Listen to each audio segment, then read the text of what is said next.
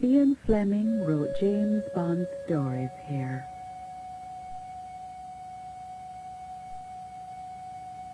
Tom Cruise and Robin Williams made motion pictures here.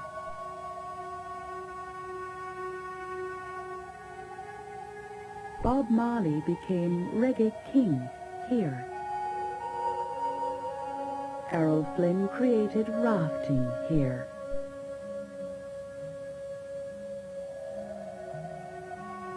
Harry Belafonte sang Tallyman here.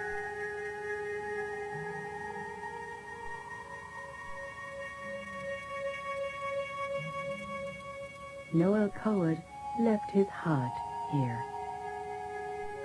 Yes, this is the place that nature blessed with her most exquisite creations. The place that nurtures body, heart, and soul with sights and sounds to astound all the senses. Welcome to Jamaica! International Video Network welcomes you to the Caribbean island of Jamaica, land of wood and water. Let me do Jamaica where the rum come from. Relax and have some fun. Mama and daddy may be cold as ice, cold as ice. Never think twice. Come to Jamaica, that's my advice. Relax and have some fun. I beg you take her To Jamaica! I beg you take her To Jamaica! I beg you take her To Jamaica! And when they do it right away. Let me do Jamaica where the rum come from. Rum come from, the rum come from. Let me do Jamaica where the rum come from. Relax and have some fun. Mama and daddy may be cold as ice, cold as ice. You never think twice. Come to Jamaica, that's my advice. Relax and have some fun. Beg you take her To Jamaica! beg you take her To Jamaica! beg you take her. To Jamaica! And when they do Jamaica is approximately 150 miles long and 50 miles wide, about the size of the state of Connecticut and slightly larger than the island of Hawaii. Located only 700 miles south of Florida and 90 miles south of Cuba, Jamaica is the third largest Caribbean island with the largest English-speaking population. Everybody that comes here always vows to come back. Once you have done the river rafting and once you have seen our beautiful unspoiled beaches, you just think you've found paradise, basically. A sense. The breeze has a depth, a feel to it. Now, all Jamaican air has a depth to it. They call it the doctor breeze because it's so helpful. And we Jamaicans come from a long line of hospitable people. We've been in the hospitality business a long time. As a matter of fact, Christopher Columbus was our first repeat guest. He loved us so much that after he discovered us, he came back a few years later and stayed over a year. I hope that Jamaica can stay natural as it possibly can in a world of telephones and noise pollution and all those things. I hope that really here we don't turn into an industrialized country. I hope we just stay as a place of paradise to come and visit and known for our clean waters and vegetation and beautiful flowers and fruits.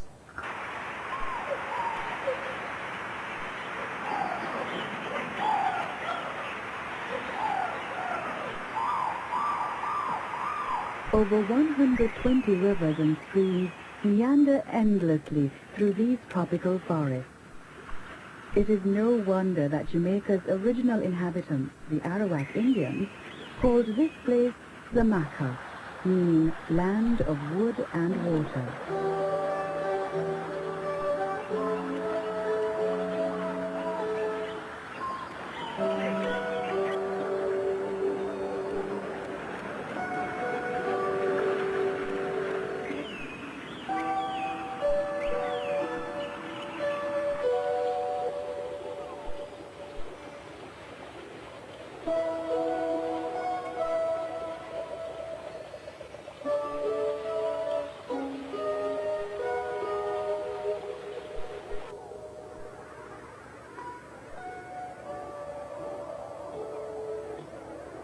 The annual temperature averages 85 degrees Fahrenheit or 29 degrees Celsius on the coast, and in the 60s to 70s in the mountains. Cooling trade winds, the Jamaicans call Dr. Breeze, maintain this perfect temperature, making Jamaica right for everything.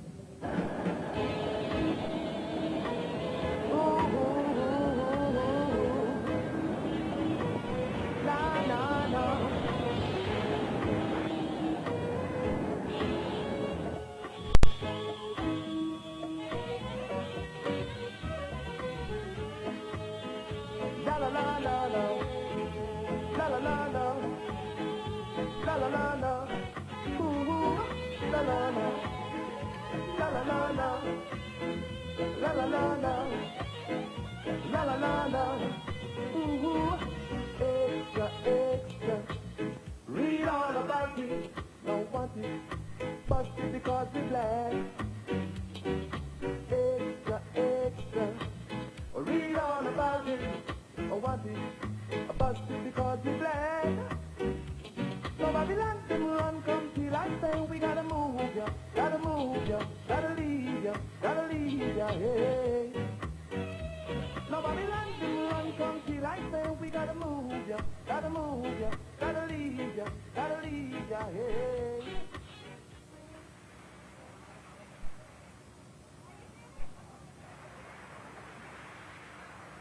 Jamaica is not just another beautiful island.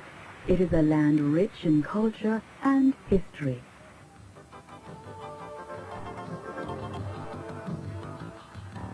Over 2.2 million people live here, forming a handsome blend of Indians, Europeans, Africans, and Asians, a reflection of Jamaica's past and a testament to the motto, out of many, one people.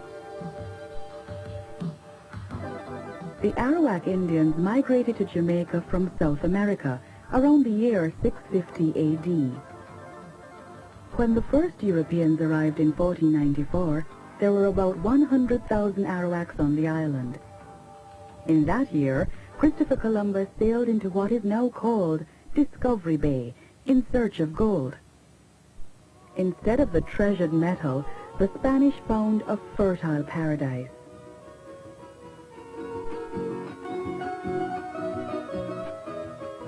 In 1510, they built the settlement of Sevilla La Nueva, or New Seville, in what is now called St. Anne's Bay. Unfortunately, New Seville was located close to swamplands which proved to breed malaria. By 1523, the Spaniards abandoned New Seville in favor of Spanish Town, a settlement planned by Diego Columbus, son of the famous explorer. Spanish Town would be the seat of Jamaican government for over 300 years. Today it stands as a visual reminder of Spanish influence in Jamaica. It is home to the oldest church in the West Indies, the Cathedral of St. Diego de la Vega. Reconstructed several times, it still maintains an active congregation.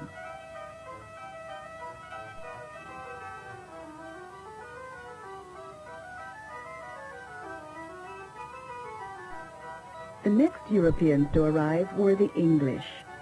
Under Oliver Cromwell's orders, 38 English ships sailed into the harbor, sending the Spaniards fleeing with their valuables to the north side of the island, the place now called Runaway Bay. From there they escaped to Cuba, leaving the British to make Spanish Town their home. A noticeable reminder of the British occupancy is the Georgian-style architecture which surrounds the town square. The Rodney Memorial is a tribute to one of Jamaica's heroes, Admiral George Rodney, who saved Jamaica from capture by the French in 1782. The renowned English artist John Bacon was commissioned to create this dramatic marble statue. He cloaked Admiral Rodney like a Roman emperor, as was the artistic convention of the day. Cannons taken from the French flagship commemorate Rodney's victory at sea. Behind the Rodney Memorial is the Archives and Records Office of Jamaica, with such interesting documents as the last will and testament of Jamaica's first governor and infamous buccaneer, Sir Henry Morgan. 12 short miles east of Spanish Town lies the vibrant city of Kingston, the capital of Jamaica since 1872, the heart and soul of Jamaican government, business, commerce, art, and culture.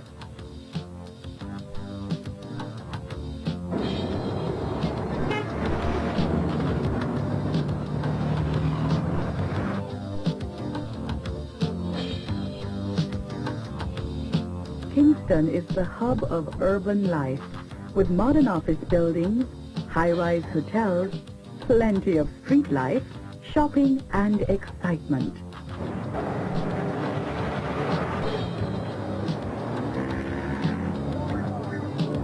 What sets Kingston apart is the city's setting, one of the most splendid anywhere.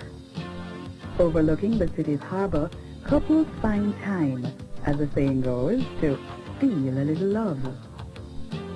From the hills, Skyline Drive offers a great panoramic view of the city. From almost every street corner, reggae music sounds with a contagious beat. It is here that reggae was born and introduced to the world through musicians like Toots and the Maytals, Jimmy Cliff, Peter Tosh, and Bob Marley. Won't you help me sing? Yeah, Bob Marley is a real legend. He's one of Jamaica's musical ambassador. His music is well known throughout the world, and in Jamaica, his music means a lot to us. Just up from the harbor on East Street is the Institute of Jamaica. Founded in 1879 for the encouragement of literature, science, and art, it is Jamaica's version of the Smithsonian Institute in Washington, D.C. The Institute is a statutory body and is an umbrella institution for a number of sections or departments which fall within its jurisdiction. There is the National Gallery of Jamaica, which has responsibility for research and the collection of the national art treasures.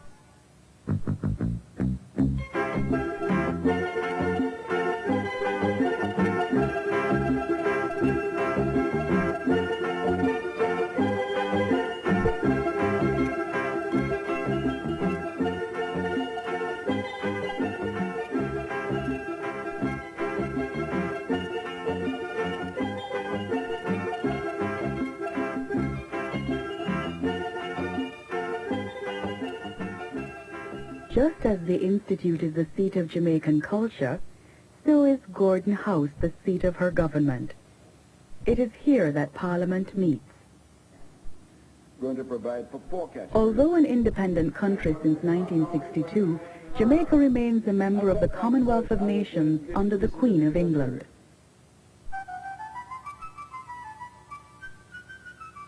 When not at Parliament, the Prime Minister spends his time here at Vale Royal, his official residence. Another of Kingston's most impressive residences is Devon House, which stands as a dream come true. This spectacular 19th century mansion was home to one of Jamaica's first black millionaires, George Stibel. Stibel was once a carpenter and shipwright of modest means, but later traveled extensively in South America, making his fortune abroad in gold mining. Stibel then returned to Jamaica to retire with his family in this magnificent home. Filled with a fine collection of antique furnishings, Devon House was built with lavish living in mind. The Jamaican People's Museum of Craft and Technology is located at King's House, the residence of the Governor-General, the Queen's representative in Jamaica. The museum houses a wealth of historic artifacts from Jamaica's rich past.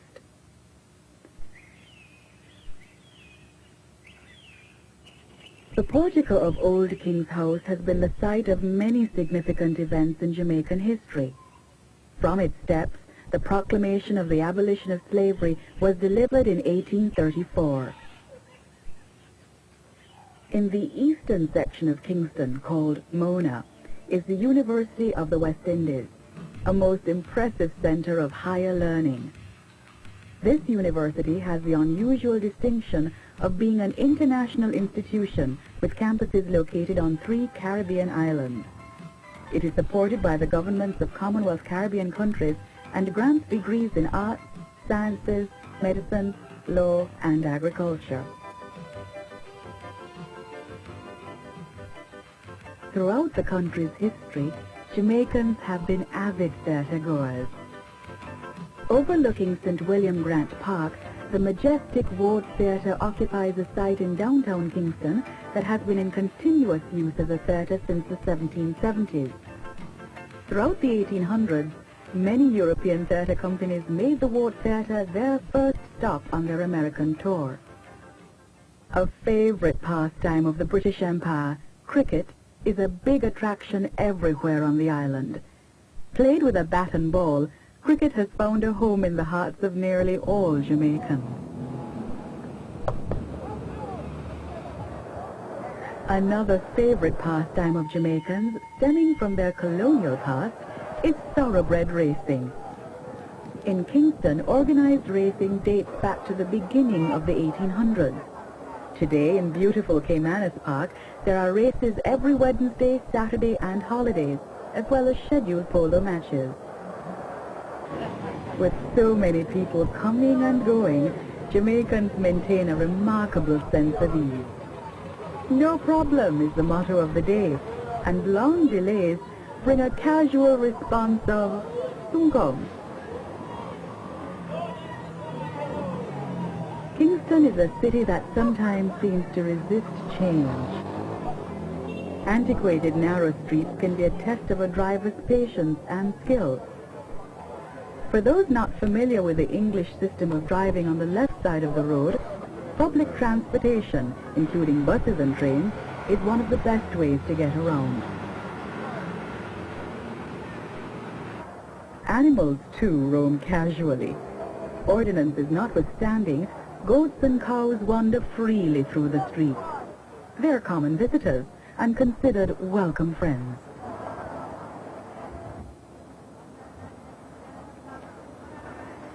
Jutting out from Kingston's harbour like a crooked finger is the sleepy little fishing village of Port Royal, once known as the wealthiest and wickedest city in the world.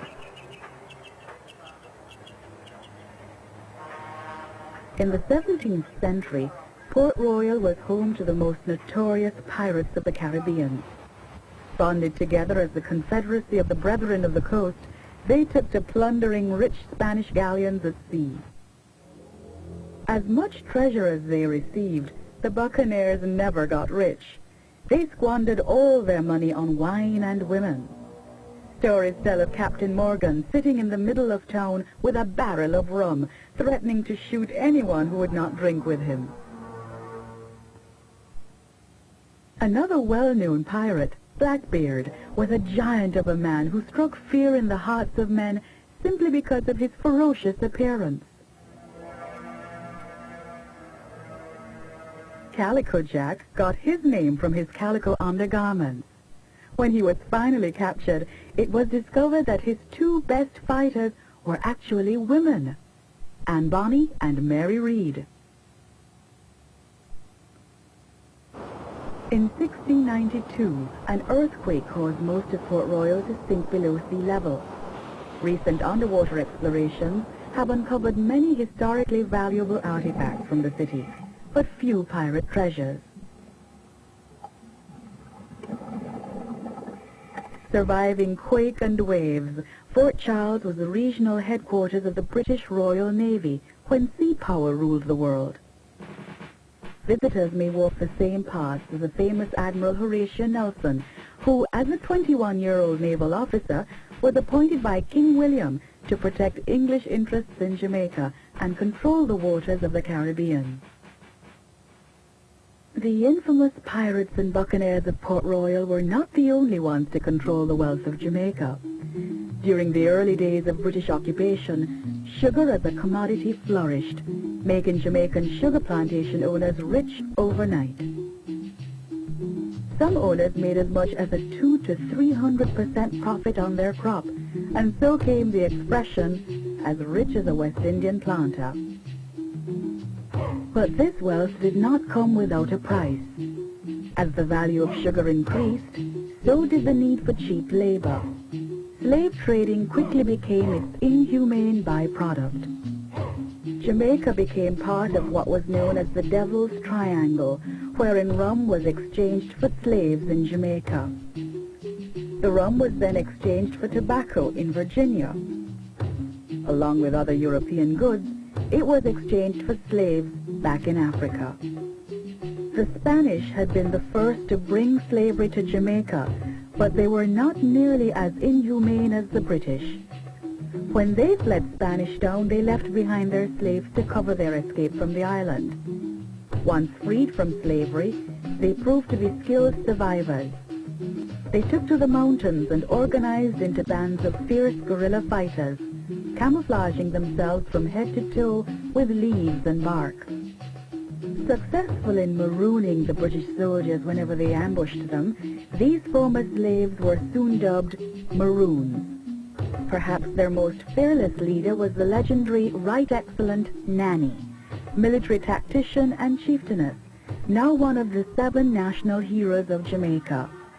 To this day, the Maroons live in communities unto themselves. They built Moortown in the mountains as a refuge for runaway slaves, and many of the descendants of the Nanny Town fighters still live there.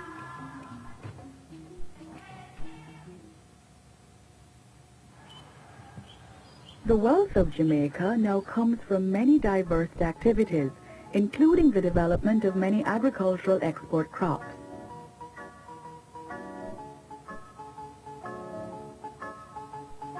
Jamaica is also well known throughout the world as a major exporter of bauxite, the ore from which aluminum is made.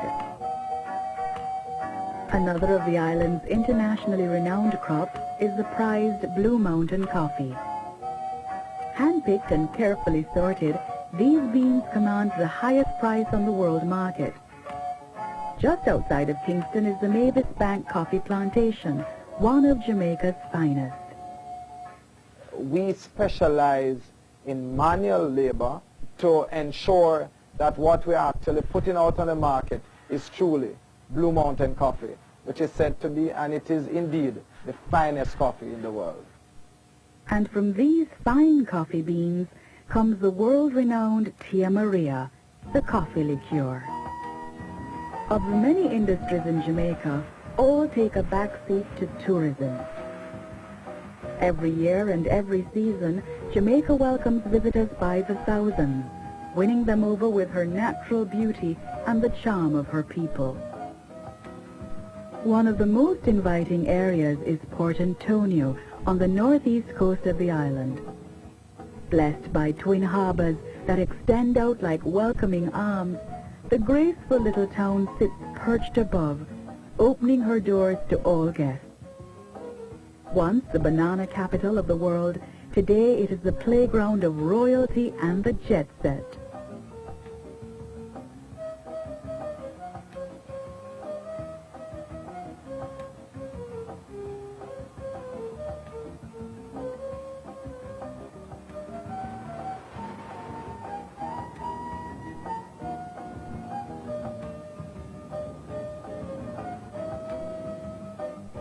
Port Antonio is known for its exclusive and luxurious hotels and villas.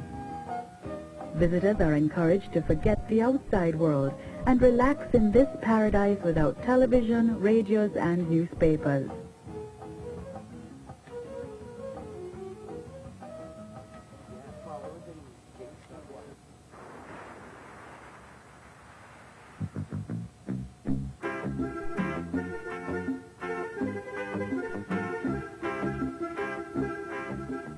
One man who sailed into Port Antonio, fell in love with its beauty, and quickly made it his home was movie idol Errol Flynn.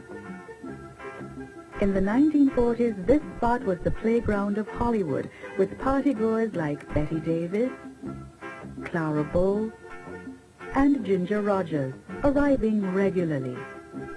As one admiring visitor put it, after God created Port Antonio, he retired. Errol Flynn had sailed from Los Angeles to Mexico, through the Panama Canal, and up the Caribbean. Place that we retired to. Well, the first thing he did was buy the Titchfield Hotel, which was a world-class hotel at that time. And Port Antonio was the beginning of tourism in the entire Caribbean. The United Fruit Company first sent down, actually it wasn't United Fruit Company at the time, Captain Dow Baker first sent down his boat, bought green bananas, and took them back to New England and made 1,000% profit. Needless to say, he got more boats and sent them down. It was green gold. And bringing the boats down for the bananas, he also would bring down tourists. And so the United Fruit Company developed from that business, and also the Titchfield Hotel was bought and actually built by the United Fruit Company. So this is the beginnings of tourism in the Caribbean. But if Errol found any peace at all, it was in Jamaica. He loved Jamaica, and he loved Jamaican people. He started rafting. Now, Port Antonio is probably best known for rafting down the Rio Grande. And Errol Flynn started rafting down the Rio Grande. When Captain Dow Baker was bringing the bananas down from the estates up in the hills, they would bring them on these long bamboo rafts down to be loaded on the boats. And Flynn thought, what a great idea, he's going to have a race. And he arranged races, this raft against that raft and this, and just had because he was a hustler, he just looked like, he was almost mischievous is the best word. And from there, he thought, well, listen, why don't we put people on? So he had always had visiting people, friends from Hollywood, friends from New York, friends of the theater and stage. Wanted to marry and have a wife of his own. He found a young girl that suited him well. He went to his daddy to ask his advice. His daddy said, son, I have to say no. That girl is your sister, but your mama don't know. Yeah, it's real. Shame and scandal in the family. Whoa, it is real. Shame and scandal in the family. The boy was upset. He went back home, told his mama what his daddy had said. The mama said, son, I have to say no. Your daddy ain't your daddy, but your daddy don't know. Yeah.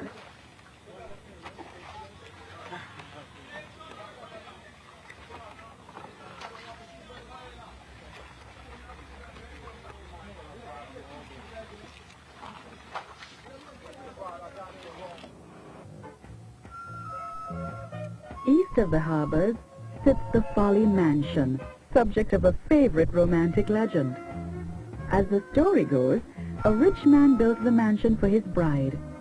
But just as he carried her over the threshold, the concrete, which had been foolishly mixed with seawater, began to crumble. So did the rich man's dreams. His bride fled, never to return to him again. In reality, a Connecticut jeweler married to a Tiffany built the mansion in 1905, only to have it crumble some 25 years later. No one leaves Port Antonio without a dip in the Blue Lagoon and a thrilling visit to Nonsuch Caves.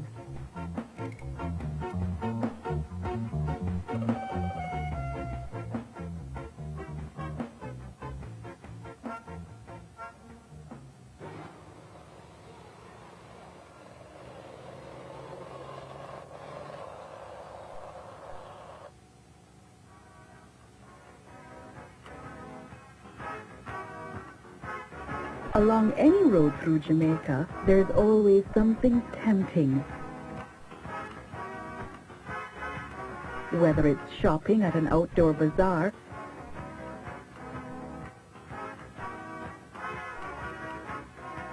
or tasting some famous jerk chicken, a unique spicy barbecue treat cooked for hours over an open fire.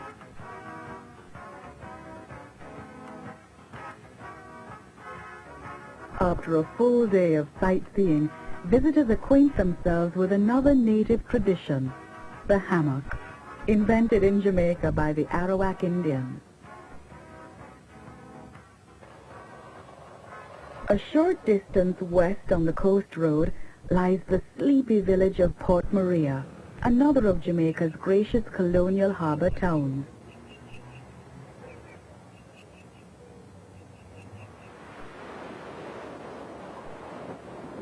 Once the notorious lookout point for Captain Morgan, it was also the enchanting home of the late playwright Noel Coward. He called it Firefly. The sweeping panoramic views were said to have been the source of his greatest inspirations. For 23 years, Noel Coward lived and worked here until his death in 1973. The ruins of Fort Haldane are also located in Port Maria. This fort played a major role in the defense of Jamaica during the 7-Year War in the 18th century. Port Maria was also the location of Tacky's Rebellion in 1760, regarded as one of the most serious slave uprisings in Jamaican history. On the westernmost coast of Jamaica is a very special place, one of nature's grandest creations, the pristine paradise known as Negril.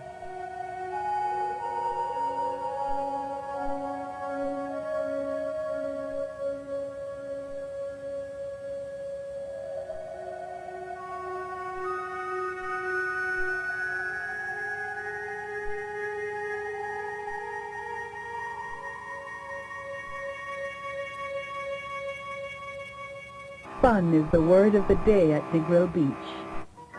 Sailing, sliding, splashing, and soaring are part of the daily routine.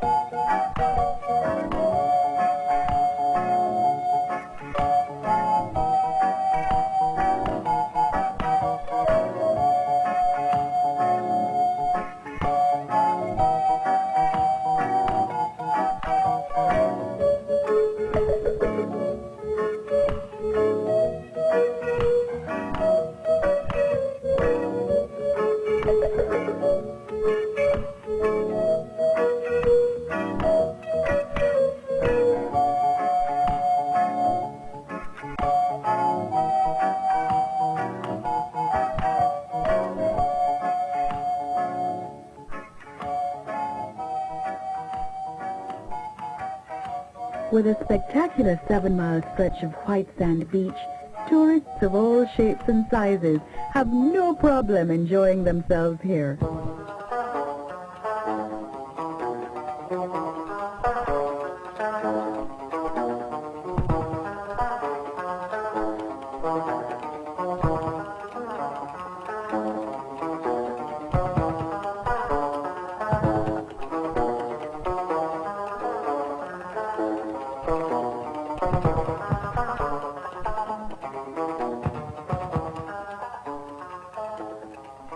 A spectacular place for food and libations is Rick's Cafe. The restaurant, locals say, was opened by the actor who played Sam in the movie Casablanca. At night, the shows are hot and the beach is on fire.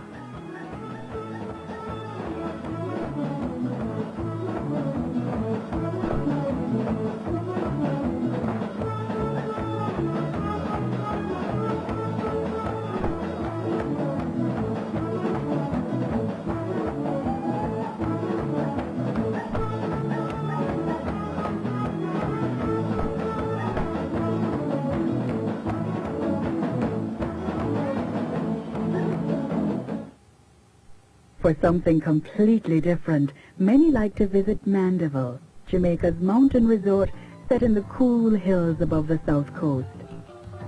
As English as tea and crumpets, the accent is on serenity and it moves at its own pace. It's up, up and away as international hot air balloonists get a bird's eye view of this magnificent countryside in a competition event that is becoming quite popular here.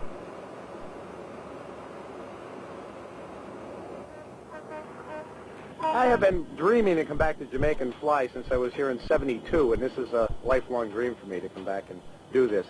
Getting everybody together, though, is a major undertaking for the Jamaican Tourist Board, and they did a great job on it. So I met a lot of people here, and I think the friendly attitude of the Jamaican people has got to be one of the top priorities of likes for this area.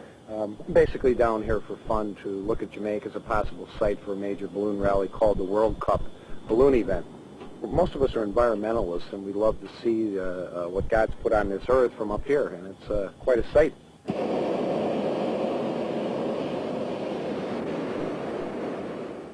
Another picturesque place in the center of the North Shore is a stretch of coastline speckled with beautiful resorts known as Ocho Rios. Ocho Rios was once called the Rock and Roll Gold Coast.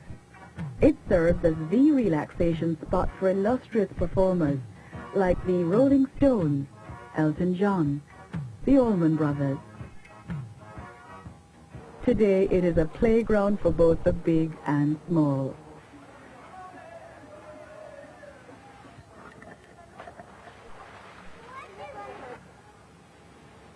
Ochi, as the locals call it, is one of the most blissful spots in Jamaica, with lush parks and flowers everywhere. And as you can see from looking around, the whole place is full of flowers. And even when we have a little shower of rain, I think it's just enough to perk the plants up for the next day.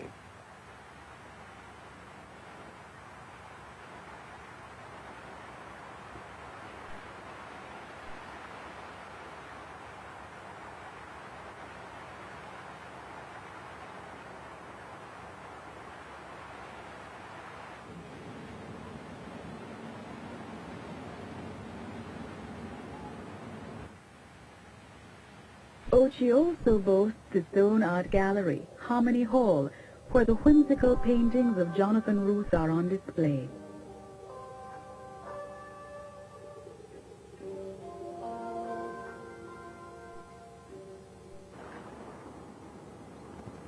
Ian Fleming, creator of James Bond's Secret Agent 007, made this area his home. Reflecting on his stories, Fleming said, "Would these books have been born if I had not been living in the gorgeous vacuum of a Jamaican holiday? I doubt it." No trip to Jamaica is complete without a splash at Dunn's River Falls, a 600-foot cascade of water.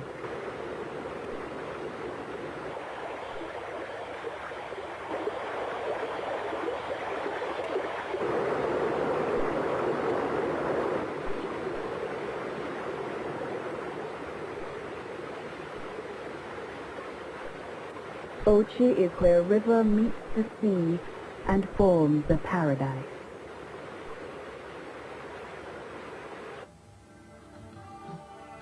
Only a few miles from the center of town is Chukka Cove Farm, the largest equestrian center in the West Indies.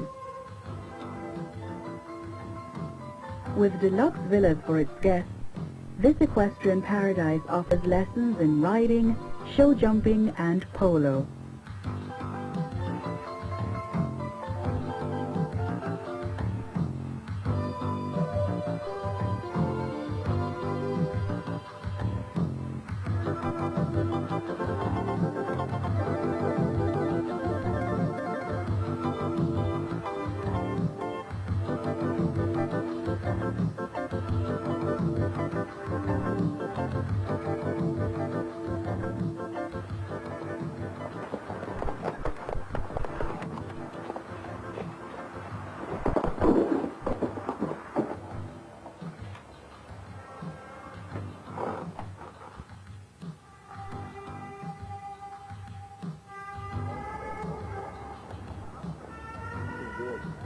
On the northern hub of the island, the beauty and wealth of Jamaica meet in Montego Bay. Rich in natural beauty and Jamaican heritage, Mo Bay, as it is called, is the most renowned tourist destination in all of the West Indies. As you would expect, it specializes in hospitality and good times.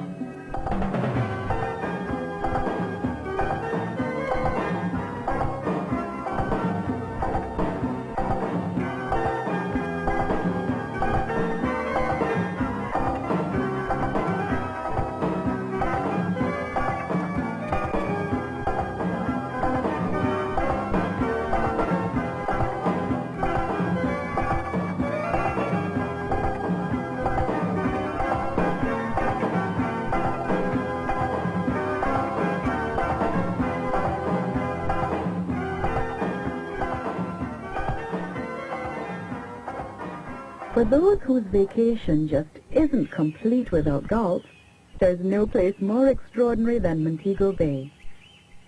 Golfing here includes meticulously groomed courses, such as the Tri-All Golf Course, the only PGA-approved course outside the United States.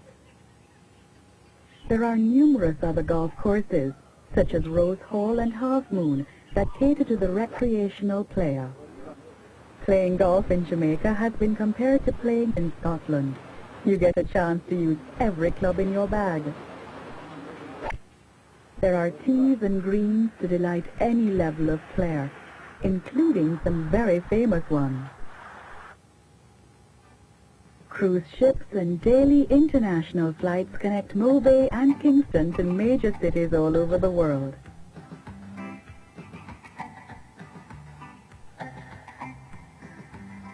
The town is filled with world-class resorts,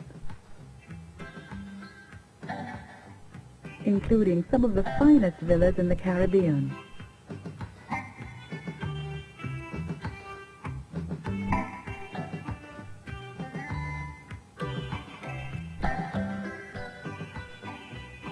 As one might expect, the dining is simply superb. And the nightlife, it goes on right into the dawn.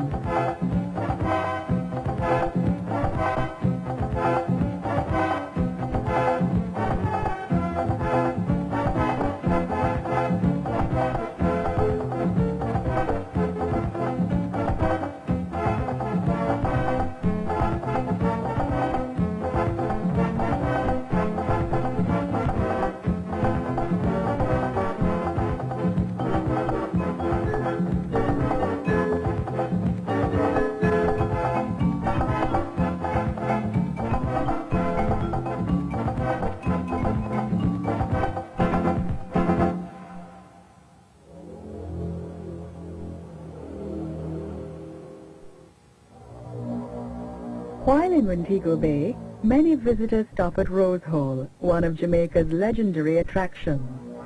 Built around 1770, this stately mansion was home to Annie Palmer, an Englishwoman known as the White Witch of Rose Hall. It is said she practiced voodoo, tortured her slaves, and murdered 3 husbands, planting palm trees symbolic of each one. In the hills above town, nature enthusiasts gather at Rocklands, a bird feeding station started in 1958 by Lisa Salmon. Here, even the skittish Dr. Bird, Jamaica's national bird, has been tamed. And the natural habitat that Jamaicans are so proud of is faithfully maintained. Come on. Come on. Come on. Wake up. Sit down. Sit down properly.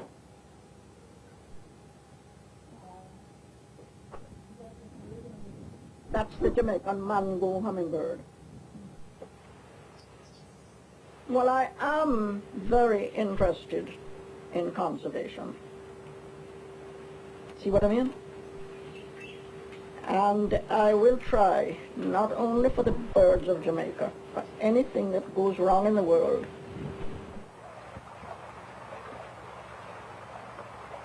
Jamaica has touched the heart of everyone who has visited. Discover Jamaica.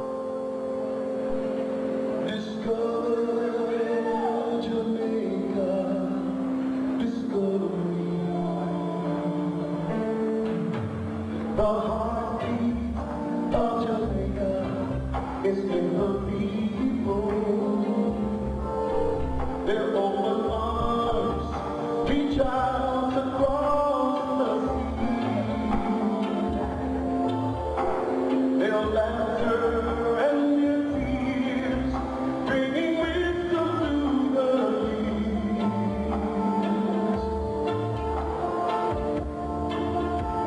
Discover Jamaica, discover me.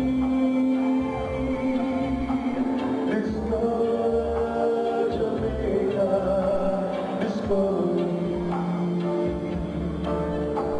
The soul of Jamaica is in her people. Their love of life, this is the land they love.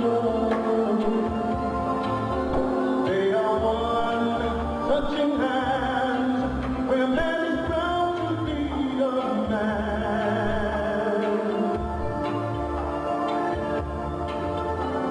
Discover Jamaica, discover me. Discover Jamaica, discover me. We the people, such with pride, blessed with freedom, blessed with love, one for all for one, under the sun, Jamaica, discover me.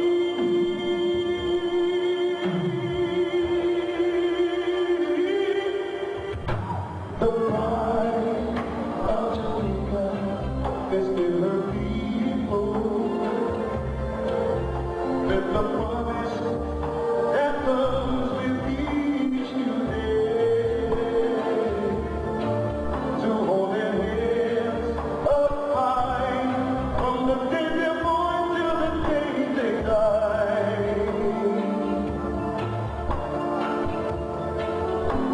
Discover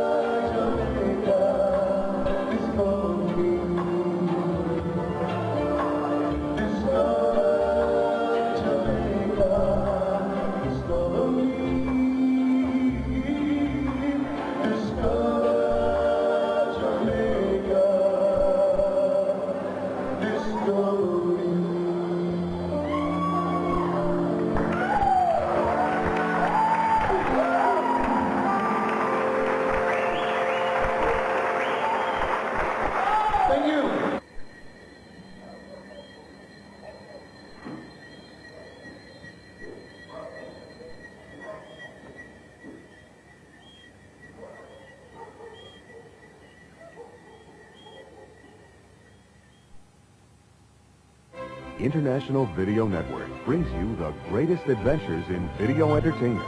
Award-winning documentaries from Reader's Digest, exploring the masterworks of man and nature.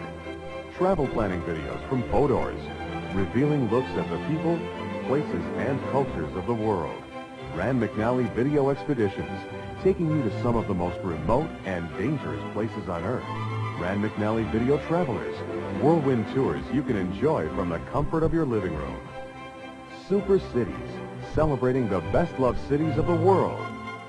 And Video Visits, whisking you away to exotic, romantic, and popular destinations. International Video Network. Great adventures in video. See your local video retailer or call International Video Network at 1-800-669-4486, extension 850 for your free catalog, featuring more than 250 travel, documentary, and special interest videos.